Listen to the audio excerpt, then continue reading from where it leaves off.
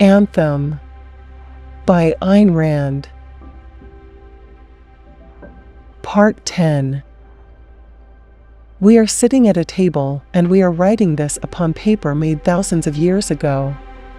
The light is dim, and we cannot see the golden one, only one lock of gold on the pillow of an ancient bed. This is our home. We came upon it today, at sunrise. For many days we had been crossing a chain of mountains. The forest rose among cliffs, and whenever we walked out upon a barren stretch of rock we saw great peaks before us in the west, and to the north of us, and to the south, as far as our eyes could see. The peaks were red and brown, with the green streaks of forests as veins upon them, with blue mists as veils over their heads.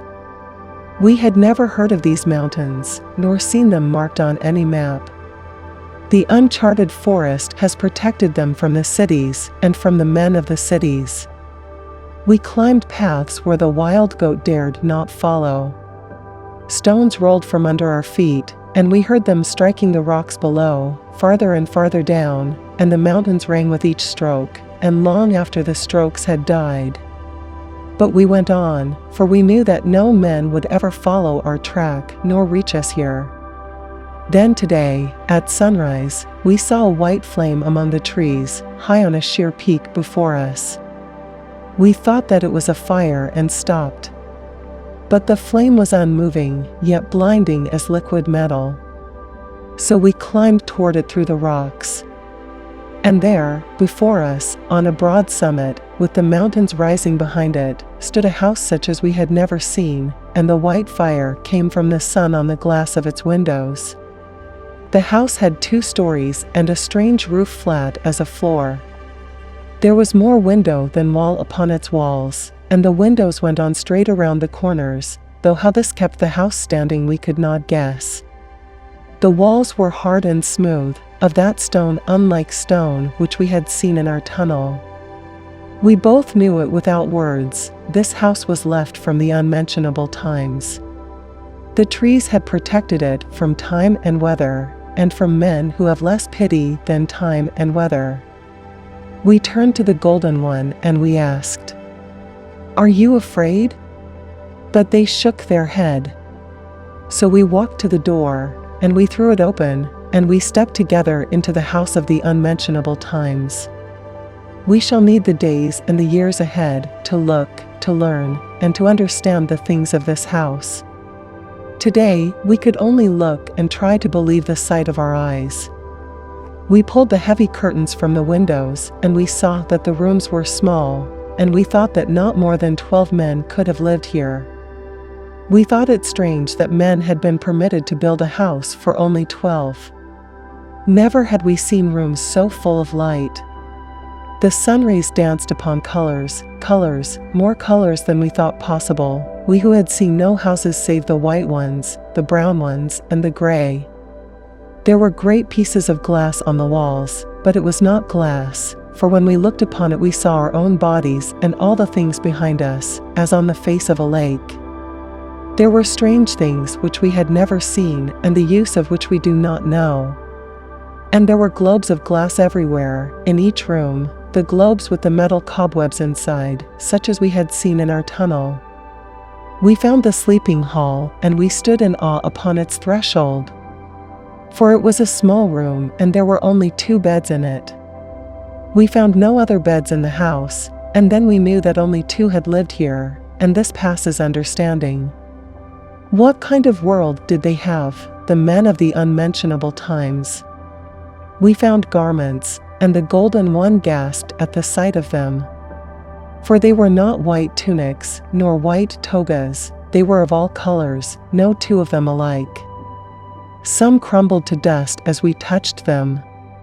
But others were of heavier cloth, and they felt soft and new in our fingers. We found a room with walls made of shelves, which held rows of manuscripts, from the floor to the ceiling. Never had we seen such a number of them, nor of such strange shape.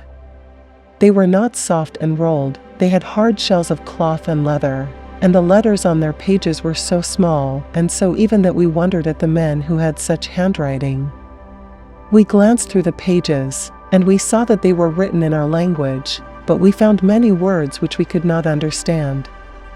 Tomorrow, we shall begin to read these scripts. When we had seen all the rooms of the house, we looked at the golden one, and we both knew the thought in our minds. We shall never leave this house, we said, nor let it be taken from us. This is our home and the end of our journey. This is your house, golden one, and ours, and it belongs to no other man whatever as far as the earth may stretch. We shall not share it with others, as we share not our joy with them, nor our love, nor our hunger. So be it to the end of our days. Your will be done, they said. Then we went out to gather wood for the great hearth of our home. We brought water from the stream which runs among the trees under our windows. We killed a mountain goat, and we brought its flesh to be cooked in a strange copper pot we found in a place of wonders, which must have been the cooking room of the house. We did this work alone, for no words of ours could take the golden one away from the big glass, which is not glass. They stood before it, and they looked and looked upon their own body. When the sun sank beyond the mountains, the golden one fell asleep on the floor, amidst jewels, and bottles of crystal, and flowers of silk. We lifted the golden one in our arms, and we carried them to a bed, their head falling softly upon our shoulder. Then we lit a candle, and we brought paper from the room of the manuscripts, and we sat by the window, for we knew that we could not sleep tonight. And now we look upon the earth and sky. This spread of naked rock and peaks and moonlight is like a world ready to be born, a world that waits. It seems to us it asks a sign from us, a spark, a first commandment. We cannot know what word we are to give, nor what great deed this earth expects to witness. We know it waits. It seems to say it has great gifts to lay before us, but it wishes a greater gift for us. We are to speak. We are to give its goal, its highest meaning to all this glowing space of rock and sky. We look ahead, we beg our heart for guidance in answering this call. No voice has spoken, yet we have heard. We look upon our hands. We see the dust of centuries, the dust which hid the great secrets and perhaps great evils. And yet it stirs no fear within our heart, but only silent reverence and pity. May knowledge come to us. What is the secret our heart has understood and yet will not reveal to us, although it seems to beat as if it were endeavoring to tell it?